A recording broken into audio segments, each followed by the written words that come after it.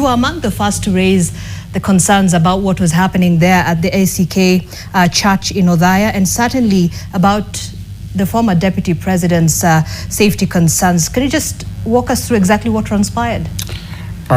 Zainab, I must start by saying that today was such a horrific day. And I quickly flash back on the 2007-2008 post-election violence. And you see, since there were no survivors in the Kiambaa Church massacre, nobody is there to tell the story. For once, I felt the pain and agony that those mothers and children went through before they met their ultimate death.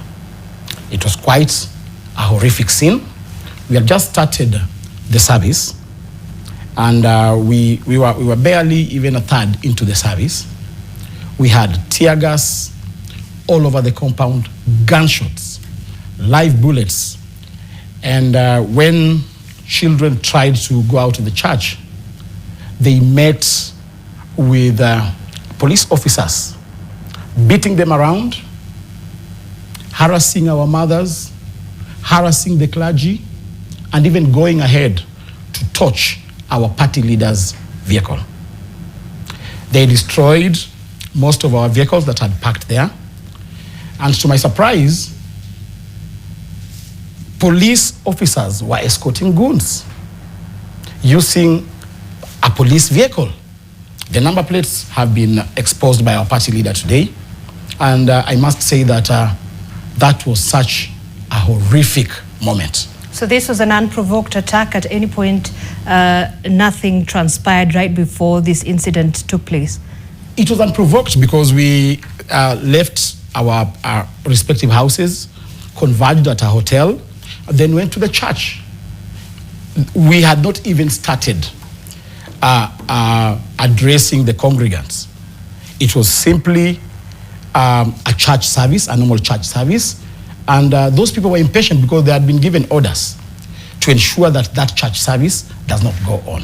And I wonder, why would somebody be paranoid about people worshiping in a church?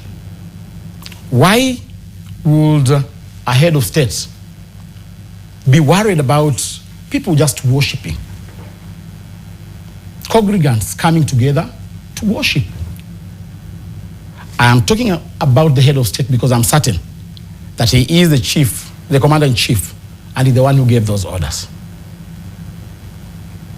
We are surprised that William Ruto has engaged the panic mode gear, having known and evaluated. You know, he's a consumer of raw intelligence. He already knows that he's a one-term president. What brings you to... And he has panicked. He's trying to intimidate people to support him. What brings you to the conclusion that this was an attack that was directly a command from President William Ruto? First of all, William Ruto is the commander-in-chief. He's briefed every morning on every incident happening in the country.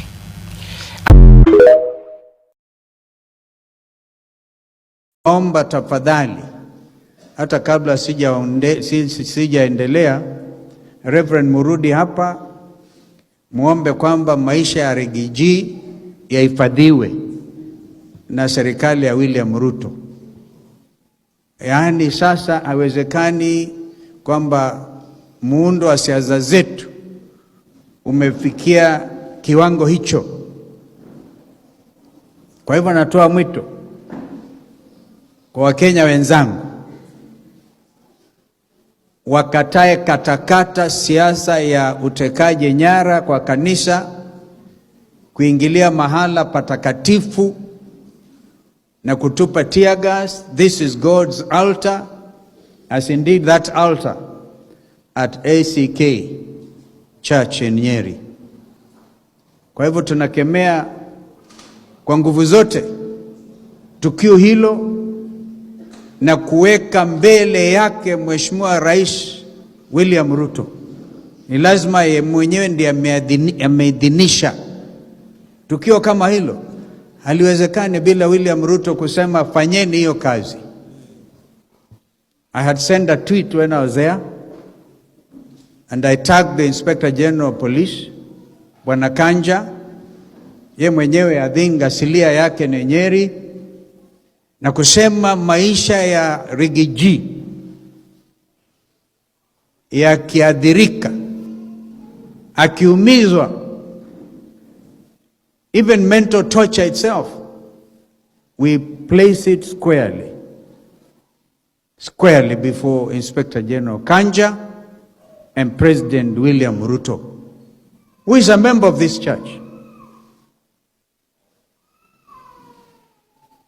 Kwa hivyo tulikuwa hata tupitie pale, tutumie pale Kanyonyoni tusalimie wananchi, lakini lazima tufuatilie mambo haya tujue yamefika wapi. Under Constitution 2010, utekaji nyara, kuweka viongozi kizuizini. Remember, kulikuwa nyakati zile watu kama Matiba waliwekwa kizuizini, lakini kabla Kibaki kutuacha sisi atuachie urithi wa maana, that there cannot be detention without trial. William Ruto amejua, kwa sababu hiyo ni kinyume, ameleta mambo ya abduction bila trial. Now you cannot abduct your former deputy president. Mr. President, we demand that Rigathi Gachagua be produced expeditiously in the nearest police station, na Wakenya wajue kwamba yu hai. If anything happens to Rigathi Gachagua, William Ruto, you will not have a country, beginning with yourself.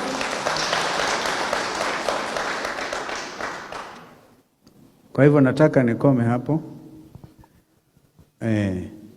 Tafadhali Reverend, tuombee huyu ndugu. Juzi tu tulienda hata kwa nyumba yake wa Munyoro, mke wake ni Reverend Dorcas Gachagua, and we can know what you can imagine what she is going through.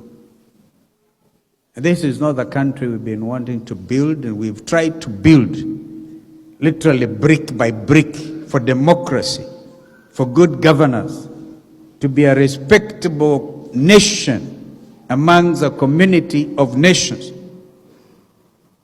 And now I call on all our international partners to declare William Ruto a pariah head of state. Thank you. My people, mumeona Rigathi Gachagua venye ametumiwa goons kwa kanisa PCEA. Yani hata Kimani Ichung'wah amekashifu hii serikali kwa kutuma goons kwenda kuattack Gachagua ndani ya kanisa at the middle of the service. Alafu vijana wadogo, you are being paid 500, 1000 just to attack someone. Yani, let me ask, what is 1500 hata kama mtapewa 10,000 just to attack someone or to unalive someone? Itakuwa imekusaidia na nini? Mwacha kutumika vibaya huku nje. By the way, the day that you will come to your senses that huwa mnatumika vibaya, it will be too late. Are we together? And the same place where you go bow down and ask Mungu anipatie hekima jinsi ambavyo utaiendesha nchi, ndo mali ambapo unatuma watu waende wakaataka mtu. It's not good. It's not good at all. There are a lot of places where you can find this person, not at the church. Place unaenda una fund millions. That's the same place you want to attack someone in. Anyway, we are just watching. We cannot stop talking. We cannot stop talking. But let us remind you this. The history that was written by blood can never be erased with the history that has been written by ink. Are we together? If you know, you know. Are we together? Kenyans, tukue na hekma. Tukue na hekma.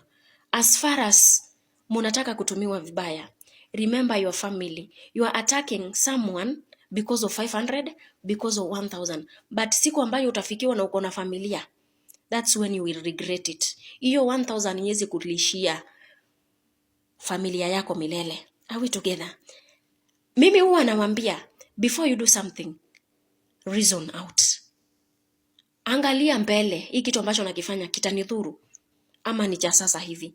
You are being paid 1000 shillings enye utatumia kama sapa, because 1000 nowadays is useless. Anyway, aluta, we cannot stop yapping, or else you change the attitude that you have.